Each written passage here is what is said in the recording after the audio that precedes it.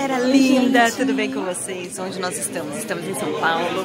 Nós acabamos de assistir o filme De Pernas pro Ar 3, que vai dia 11 de abril nos cinemas. E tá muito legal. e em seguida Teve uma participamos, coletiva de imprensa maravilhosa. que foi sensacional. A Ingrid Guimarães, ela é sensacional, Sim, com todo aquele elenco. Nossa, Nós a rimos diretora, muito. o escritor, nossa, todos O maravilhosos. filho, a filha, que tem até A namorada a do namorada do filho. Gente, se eu fosse vocês, eu ficaria ligadinho aí pra assistir essa grande novidade. Mua.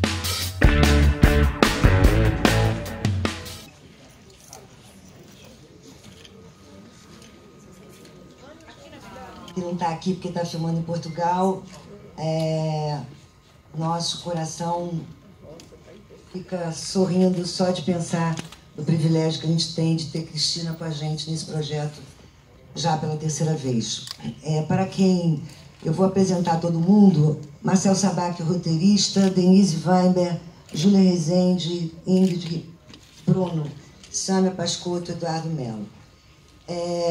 De 2012 para cá, a Ingrid e eu ficamos pressionadas, a verdade é essa, a fazer um filme 3. E ao longo desses 5 anos, a gente foi se perguntando quando fazer, por que fazer. E que só valeria a pena fazer se a gente tivesse encontrado, de fato, uma continuação desses personagens que fosse um salto, que desse um pulo para frente, né? E nesse período a gente percebeu muitas coisas no mundo, né? A coisa do feminismo que cresceu, né? A questão do mundo virtual se transformando num elemento cada vez mais indissociável da vida de cada um de nós. E acho que toda nossa intenção foi muito de trazer para o filme essas questões, as questões dessa mulher.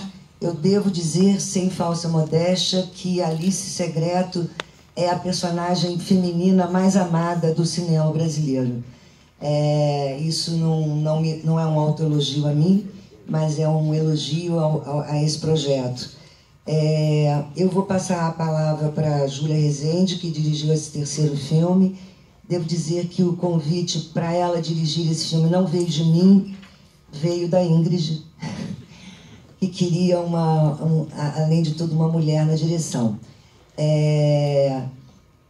Chegar aqui hoje, para a gente, é um momento de muita alegria. Todo filme chegar aqui é um momento de muita alegria.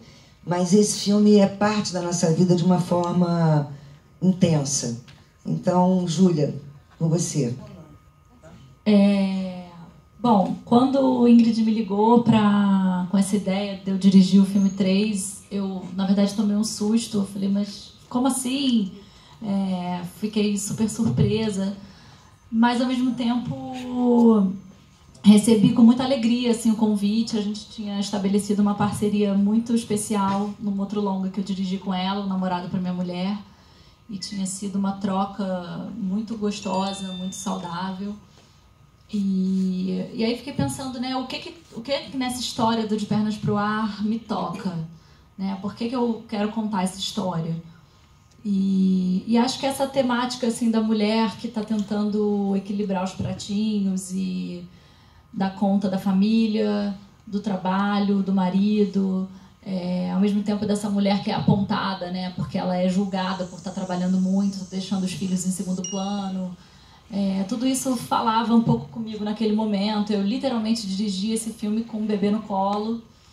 Então foi muito bom poder tratar desse assunto no cinema, poder trocar sobre essa questão da mulher nos dias de hoje, com esse elenco, com essa equipe, e levar isso para o público. Acho que é uma reflexão muito necessária.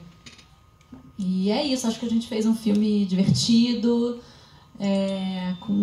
que renovava essa franquia, né? Porque ao mesmo tempo, por que fazer um filme 3? Ao mesmo tempo que você precisa se manter fiel aos personagens que o público já gosta e quer ver de novo, né? No fundo, as pessoas querem um pouco ver aquilo que elas já viram, mas ao mesmo tempo a gente precisava encontrar uma novidade. E acho que isso veio tanto no mundo virtual, na questão dos óculos, desse outro produto, porque já não é mais né? Os vibradores já não são mais uma novidade, ninguém vai mais dar risada por ver um vibrador.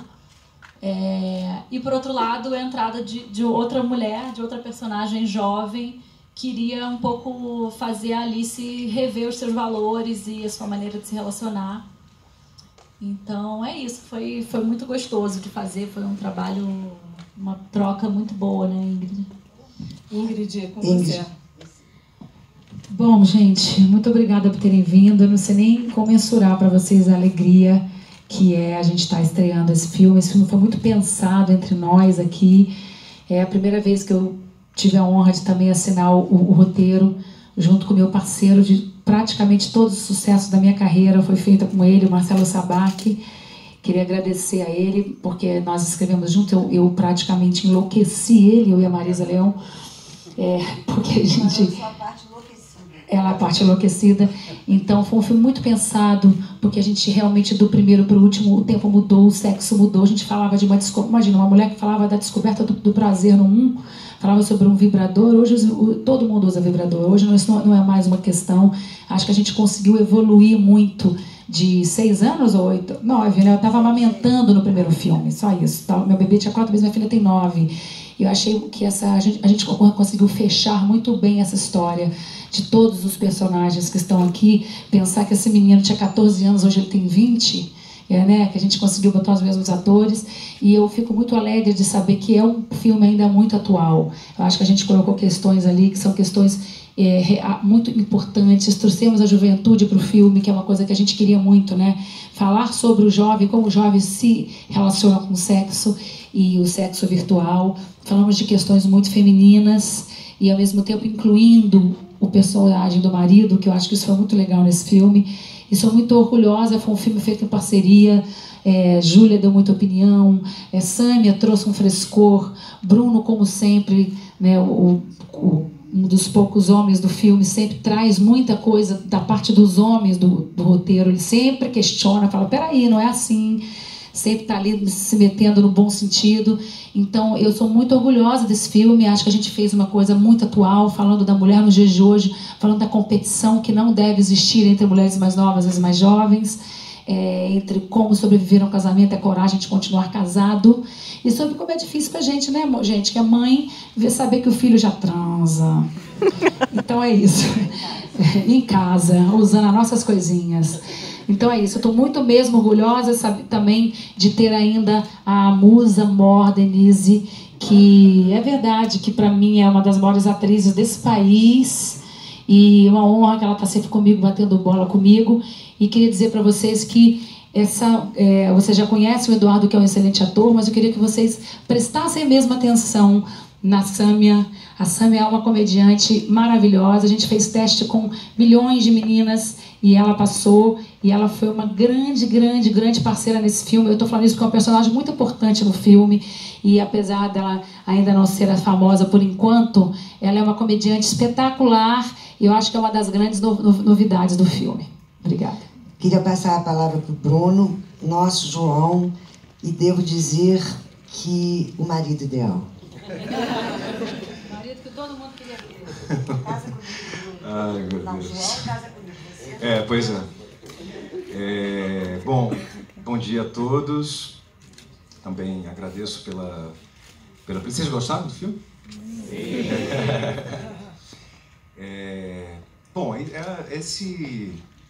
O De Pernas pro Ar virou uma espécie de momento de vida, né? Justamente por causa dessa sequência de anos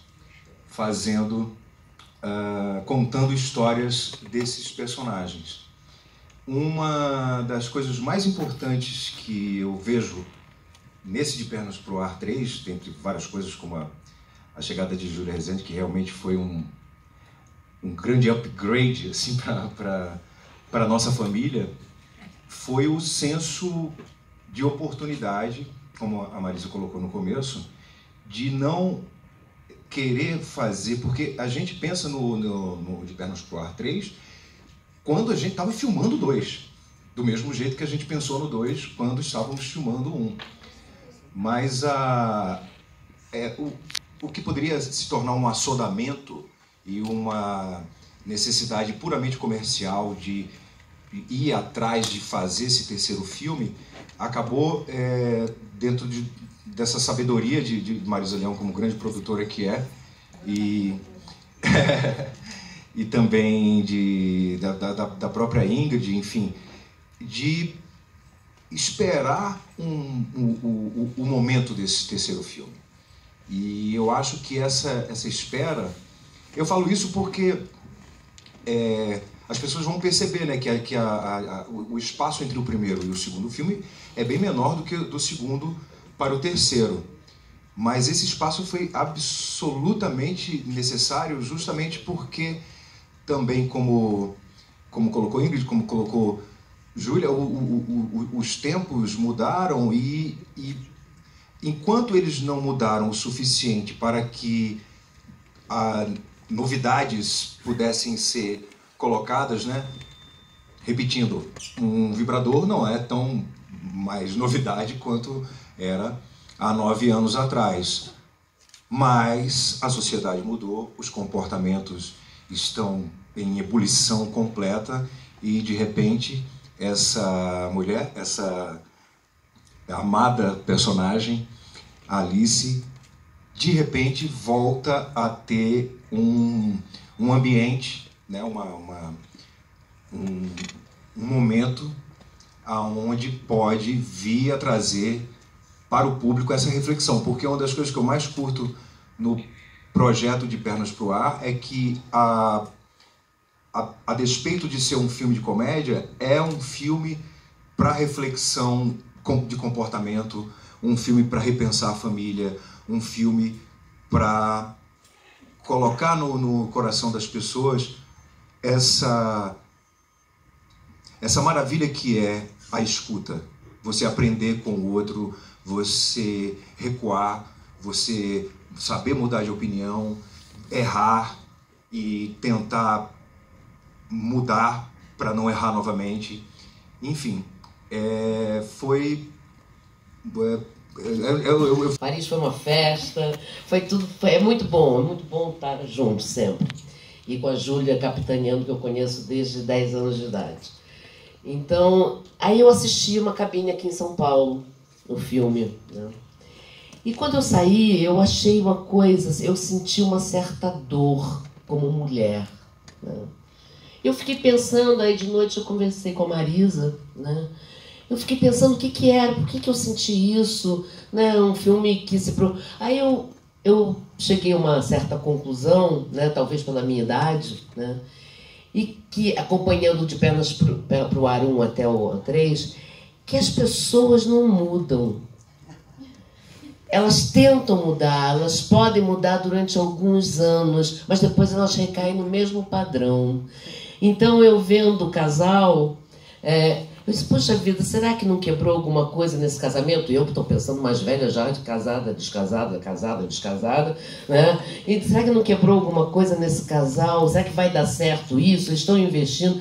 Será que aquele casal ali vai dar certo também? Aqueles jovens tão parecidos com este casal aqui, que é uma repetição de um padrão. E aí eu gostei dessa minha reflexão, porque eu acho que é uma reflexão de qualquer ser humano, né? Homem, mulher, jovem, mais velho. É essa coisa que às vezes a gente casa, se apaixona, acha que não, vai mudar. Quando eu estiver casado, isso vai mudar. É mentira. Né? Ninguém muda. Vai mudar, pode mudar, mas daqui a um tempo você vai ver aquela pessoa que você estava lá atrás, tinha visto lá atrás, voltar de novo, né? Esse filme é roteiro do Sabac, do René Belmonte e da Ingrid Guimarães, responsáveis por muito Rivotril que eu tomei. Peraí, não só você, como pobre coitada da diretora que só não secou o leite porque Jesus ajudou. Sabac. Gente, a minha função é roteirista, o Rivotril faz parte da minha vida desde sempre. Então, assim, falar que foi divertido e coisa e tal, obviamente, lugar comum, todo mundo já falou tudo que tinha que falar sobre o filme, só assim embaixo, tudo. Mas o início do processo de roteiro não tem nada divertido não, tá, gente? É mentira, é Rivotril, é desespero, porque nós estávamos atrás de uma nova história, né? De uma continuidade de personagens que foram tão marcantes. E quando achamos a nova história, ainda assim não conseguimos chegar lá, de início, né, Ingrid? Porque o que acontecia? A gente só descobriu que teríamos a nova história com a evolução das personagens. E foi aí que a gente encontrou a história. A história tem uma nova história, ela se aposenta e coisa e tal, coisa e tal. Mas eu acho que a grande descoberta foi os conflitos das personagens. No dia que a gente conseguiu entender, eu como roteirista, consegui entender junto com o René, falou, é nisso que a gente vai.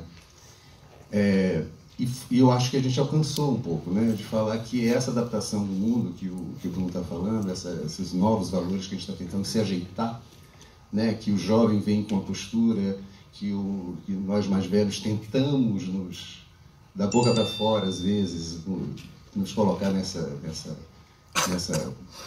mundo novo. Eu acho que o grande barato do filme é saber o quanto nós temos que pensar para evoluir e quanto nós temos que pensar para recuar, né? Então, isso fica muito no paralelo do casal jovem e do casal mais velho do final. Quer dizer, a grande barato dessa história são os questionamentos das personagens. Por isso que a gente costuma falar, esse filme fala sobre tanta coisa, né?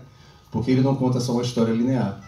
A nossa intenção, ou talvez a nossa pretensão, seja mostrar e é um dos poucos filmes do roteiro que eu fiz onde o personagem é mais importante do que a história, na minha opinião, né? As personagens se apresentam mais do que a história prometida. Porque volta e meia a gente, até como vício de profissão, a gente vai, qual é a história que a gente vai contar, o que é que essa história tem a dizer, o que é que isso vai, né, identificar com as pessoas. E quando a gente descobriu que era a parte humana dos personagens que ia identificar, a história poderia ficar em segundo plano. E eu acho que é isso. E eu acho que é isso. Uma emoção gigantesca estar aqui. Porque esse filme é muito grande, porque esse filme faz parte da minha história como pessoa. E, de repente, eu estou nele como personagem. É uma felicidade esse convite da Júlia. Eu vou chorar, gente. Não é pra chorar. Esse convite da Júlia, que foi tão especial pra mim.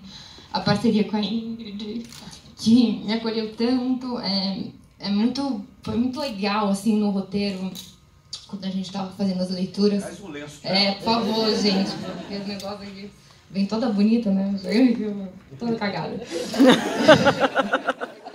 Mas após a gente ter... Não, mas a parceria com a Ingrid, que foi tão generosa comigo, escutando tudo que eu tinha para dizer, são monstros do cinema nacional, no bom sentido, assim, né? Pessoas tão gabaritadas e que tem uma história tão grande, e de repente chega eu e falo, então isso aqui, e você tem que ser muito generoso para escutar, e eu me sinto muito escutada nesse filme, assim, porque a Ingrid, eu acho que a Ingrid e a Júlia, elas são pessoas que querem dialogar com o jovem, tão interessados também no que a gente está pensando. A Ingrid o tempo todo me perguntava, o que você está lendo? O que você está ouvindo? E eu acho que... Obrigada, chegou. E eu acho que isso aparece no filme, na relação Alice e Leona, assim, desse conflito de geração dessa mulher que descobriu a sexualidade lá atrás com o vibrador e lutou tanto para isso, e chega na Leona, que tem uma liberdade sexual já tão gigante, que é muito fã da Alice, e que quando elas se relacionam, a Alice ainda está um pouco nessa disputa de mulheres, que é normal, porque a gente entende, né, como sociedade, nós mulheres, a gente é o tempo inteiro impulsionada a isso, a ficar competindo, e quando a gente se olha no olho, na verdade, a gente percebe que é mais interessante se a gente se unir, porque o mundo já está todo construído para a gente disputar uma com a outra. Então, esses encontros, sou muito grata a todas essas mulheres. Ver a Júlia dirigindo com o João no colo, para mim, foi uma inspiração. Denise, que é esse gigante dos palcos e de tudo, que, enfim, Cristina Pereira, e esses homens todos também aqui que construiu essa história com a gente. Então, pra mim, eu só tenho a agradecer e desculpa aí pelo choro, não estava programado. Eu queria só falar uma coisa, Dudu, só um minutinho. Era coletiva pra Rita, todo mundo chorando aqui. Todas nós chorando, porque eu queria só falar uma coisa rapidinho sobre a Sâmia. Porque, imagina, uma menina jovem, mulher, que chegou, né? Nos outros filmes, a Maria Paula tinha mais ou menos a minha idade. Então nós temos duas meninas mais jovens, que a Júlia considera uma pirralha também, e a Sâmia. E foi muito interessante ver o olhar de mulheres mais novas e também ter o olhar da Denise, que sempre dá opiniões maravilhosas. Mas ela virou para mim uma vez e falou: sabe o que eu não entender desse roteiro? Por que a Alicia sofre tanto? Por que ela se sente tão culpada? Eu falei: porque ela trabalha muito, que é como eu me sinto, imagino que vocês também se sintam. E aí todo mundo me cobra, a empregada cobra, o babá cobra, a criança cobra, o marido cobra. Ela: mas por que? Ela só está trabalhando. Por que ela está se sentindo assim? Por que vocês colocam esse personagem se sentindo tão culpado o tempo inteiro? E aí aquilo mudou uma chavinha para mim. E na cena que a gente fica bêbada, ela me ajudou muito, porque ela falou para mim: minha mãe também não esteve em algumas coisinhas minhas da escola, que a mãe dela é professora. E tudo bem. Eu olhei para minha mãe, porque a minha mãe é uma mulher como eu. Aquilo mudou muito a minha cabeça, e eu pedi para ela me ajudar a reescrever aquela cena que a gente fica bêbada junta, que ela até fez um improviso maravilhoso, que ela fala que queria pegar a Alice. E ela trouxe isso para a cena, e ela trouxe isso para minha vida. Então é muito importante também que nós, mulheres, a gente saiba, a gente está tão aprisionado numa culpa, que é muito importante ver gente nova chegando e dizendo: ei, calma, você só está trabalhando, você não está matando ninguém. É isso. Desculpa, Dudu, meu amorzinho, meu filhote. Não sei mais o que falar depois. Vai. Bom, chegou minha vez. Eu estou muito feliz de estar aqui de novo com esse povo. Eu era muito novo quando a gente fez o 2, então pra mim não era meio estranho, assim. Eu não entendia muito bem o que estava acontecendo. Não mostrava as coisas. O vibrador eu nem sabia o que era, era uma coisa estranha. Mas agora eu pude entender o que é a história. Eu fico muito feliz de estar contando essa história junto com essas pessoas tão talentosas. E uma coisa que eu quero ressaltar aqui é que uma coisa que marcou muito pra mim durante essas gravações foi a troca que eu tive com essas pessoas todas. A Júlia, eu não conhecia o trabalho dela, não conhecia a Júlia. Eu conhecia, tá? Que eu cuidava de você nos Pernas pro Ar. Ah, é verdade. Então, memória... Eu era tia dele. Eu conheci inconscientemente. Eu era tia, que falava assim: você quer ir no banheiro? Eu falava mais com a mãe dele. Eu conheci a Júlia, mas não a Júlia diretora, que me ajudou muito a encontrar. Me ajudou muito a encontrar o Paulinho de hoje, que eu achei muito diferente. Eu me surpreendi até comigo mesmo. A Júlia estava o tempo todo ali falando comigo, me trocando. A Ingrid, que é uma pessoa assim, impossível de contracenar com a Ingrid, que você ri o tempo inteiro, você toma broncas, inclusive, o tempo inteiro, mas é maravilhoso. Tinha horas que eu me pegava assistindo Ingrid Guimarães. Bruno, que é um cara que eu sou fã há muito tempo, um poço de experiência. Sâmia aqui, meu Deus, vou chorar também. E é isso, gente, eu estou muito feliz, espero que vocês tenham gostado, espero que as pessoas se identifiquem com o Paulinho, meus amigos já se identificaram, que pega bastante gente. E é isso. Quando a gente fala de família, né, é porque é família mesmo, esse detalhe, por exemplo, muito pouca gente sabe. A Júlia, na verdade, está desde o primeiro filme. Só que a Júlia era assistente de direção. E como teve essa distância entre o segundo para o terceiro, a gente mesmo, às vezes, nem faz essa relação, porque é uma nova Júlia, né? A Júlia é cineasta de tantos filmes maravilhosos. Então, isso é muito interessante, essa evolução das pessoas que continuam a ser as mesmas. Mas eu não lembrava, juro, porque faz tanto tempo que eu tinha esquecido, mas a memória inconsciente identificou. E outra coisa que eu queria falar também, que é muito importante, esse momento feminino que a gente está vivendo no mundo, né? Eu acho muito importante essa mensagem também, e o Paulinho é uma pessoa que mostra isso do outro lado, né? O lado masculino de ver esse feminino, que eu acho que hoje em dia as mulheres estão ocupando o devido espaço que elas devem, né? A igualdade. E eu acho que o Paulinho, ele é um cara que sabe equilibrar as coisas, ele é um cara que super apoia a Leona, claro, até se acostumarem, se adaptar com isso. Ele vê a mãe na Leona, primeiramente. Mas por que ela não pode ser assim? Por que minha mãe não pode ser assim? Então ele busca esse equilíbrio, isso é muito interessante de fazer. O melhor é que no filme 2 o Bruno virou pra mim e falou assim: vamos levar ele, a criancinha, ao teatro.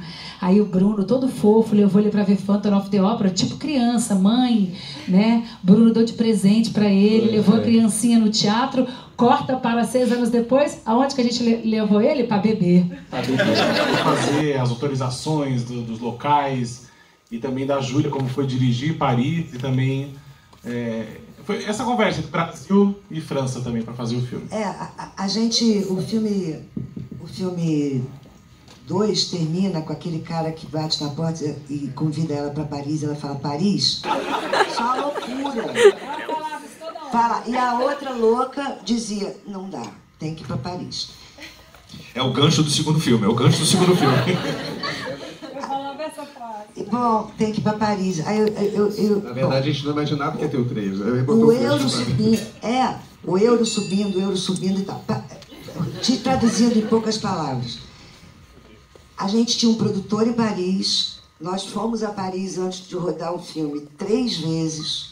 A gente fez visitas de tech scout. A gente não chegou em Paris para fazer Paris turístico. Tem figuração, tem elenco, tem cenografia, tem figurino.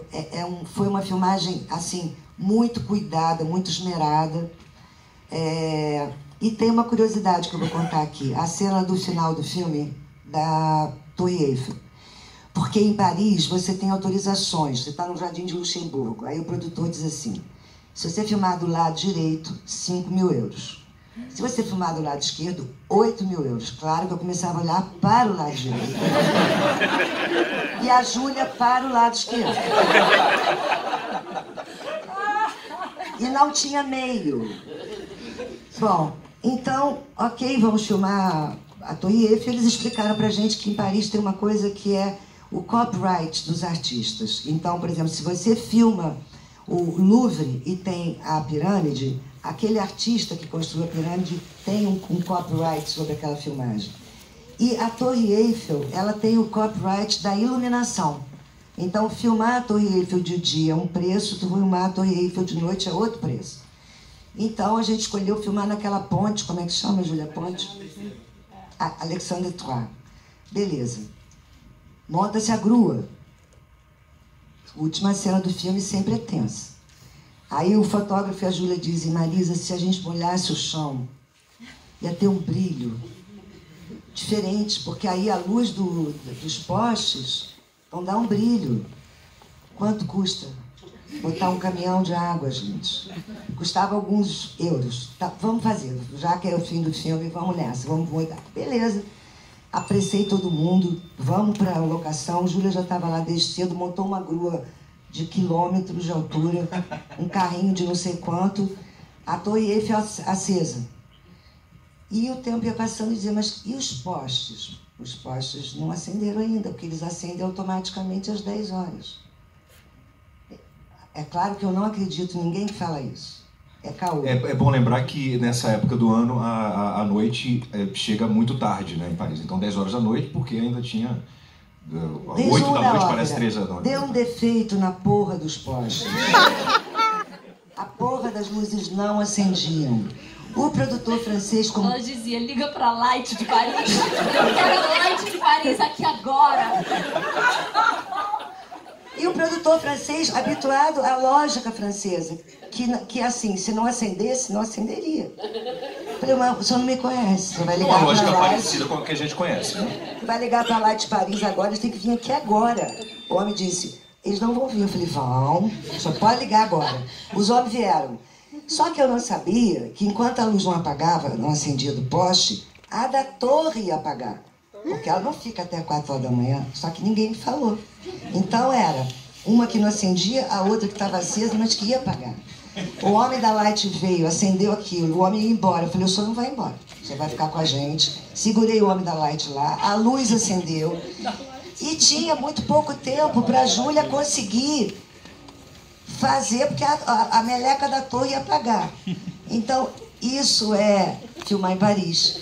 Mas teve muita coisa que deu certo. Foi só isso que deu errado. Outra curiosidade. Outra curiosidade que eu amei, que é essa das questões de filmar num lugar público, né? Quando a gente filmou no Jardim de Luxemburgo, era uma diária de filmagem que tinha 2 períodos. A gente foi almoçar numa tenda ali perto, e aí no finalzinho do almoço, rádios. Temos uma manifestação no set, a gente não vai poder voltar para lá agora por enquanto, mas era uma manifestação que também tinha hora para começar, hora para terminar, então acabou que não atrapalhou as filmagens, mas deu aquele susto, né? Falou assim, e agora, como é que a gente vai fazer para voltar para um set que a gente já tinha começado a filmar? Não seria nem fácil, tipo, mudar de lugar e tal, mas enfim, foi muito divertido filmar em Paris. Marisa, será que você conta também? Não teve pergunta até. Eu queria que você contasse, depois que a Júlia falasse, do bordel da boneca. E tinha boneca. Bom, aí nós descobrimos, nos procurou uma empresa de produtos eróticos de Belo Horizonte chamada Sóis. E a Sóis tinha a boneca. Mas a boneca ainda não estava em condições de... não tinha entrado no Brasil ainda. Ia entrar. Então eu fui a Paris com a equipe e descobri que tinha sido aberto o primeiro bordel de bonecas erótico em Paris. E nós fomos lá visitar.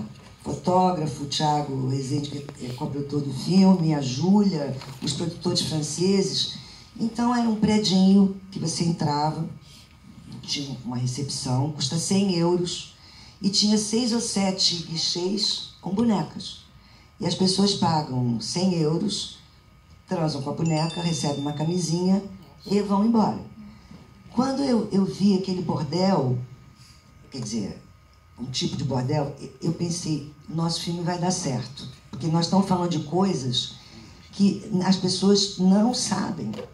Não sabem que no Japão, agora, há 6 meses atrás, um cara fez um casamento de milhões de dólares com uma boneca. A família foi, a mãe, a avó, todo mundo. Detalhe, no bordel, a família da boneca também foi. Depois que a gente visitou, os funcionários do bordel, no final, eles mostraram pra gente um óculos com coisa de realidade virtual. Então, tinha os 2 elementos lá no bordel de Paris. Esse bordel tinha sido aberto há 10 dias. A gente, claro, teve que pagar caro, porque nós ocupamos todas as cabines, não usamos a boneca. Mas bom saber disso, né? Tivemos que parar. Que é um cara que faz pouca comédia, que faz cenas, filmes mais sérios, brincar com a própria imagem dele mesmo. Falei, calma, é um filme para você não se levar a sério.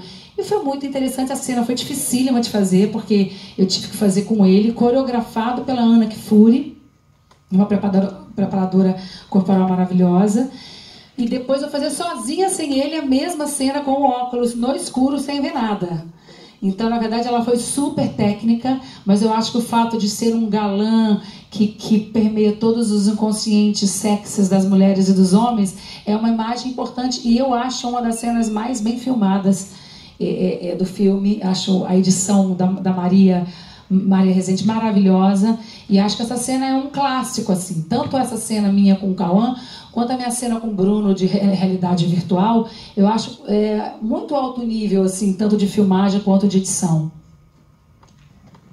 Então, acho que é inegável, né? Claro, é uma pressão, sim. Mas, ao mesmo tempo, eu já fiz outros filmes que também tinham essa pressão, né? Quando eu fiz Meu Passado Me Condena 2, eu acho que botou um númerozinho depois, é pressão. Entendeu? É 2, é 3, é pressão, porque já tem uma expectativa do público, do mercado. Então, assim, o que eu pensei era, bom, eu vou dar tudo que eu posso dar de melhor e vamos fazer o filme que a gente conseguir fazer, assim. Eu acho que eu tenho muito orgulho do filme que a gente fez, assim. Acho que em algum momento houve uma preocupação de, Júlia, mas você gosta de fazer comédia, mas sempre quer tentar fazer uma comédia mais chique. Esse filme tem que ser popular, esse filme tem que ser engraçado. E eu dizia, o público quer ver um filme engraçado e bem realizado, e uma fotografia bonita, e com uma direção de arte elegante. Assim, as pessoas querem ir ao cinema. Sabe, a gente vai filmar Paris, vamos filmar Paris de um jeito que todo mundo termine o filme e entre na internet para comprar uma passagem de avião, dividir em 10 vezes, sabe? Vamos alimentar o sonho. Eu acho que fazer cinema popular não significa fazer um cinema simplório na imagem, na realização. Pelo contrário, acho que as pessoas querem se sentir... sabe, acho que o público quer sentar numa sala de cinema para ver um grande espetáculo.